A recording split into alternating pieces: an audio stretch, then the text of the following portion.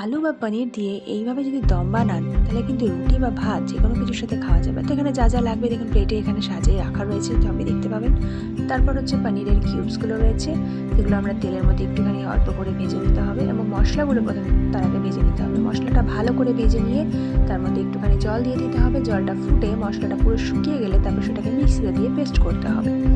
এরপর কড়াইতে তেল গরম করে তার মধ্যে আলুগুলো দিয়ে একটু ভেজে নিতে হবে এবং তারপর ওই তেলের মধ্যেই তেজপাতা আর একটা বড় এলাচ দিয়ে মশলাটা দিয়ে দিতে হবে। দিয়ে তার মধ্যে 1 চামচ লঙ্কা গুঁড়ো আর 1 চামচ হলুদ গুঁড়ো দিয়ে কষিয়ে নিয়ে তারপর ভাজা আলুগুলো দিয়ে দিতে হবে। তারপর মশলাটা কষানোর জন্য জল দিয়ে দিয়ে কষা ঢেকে দিতে হবে। দেখুন এখানে কি সুন্দর মশলাটা শুকনো শুকনো আলুর দমের মতন হয়ে গেছে।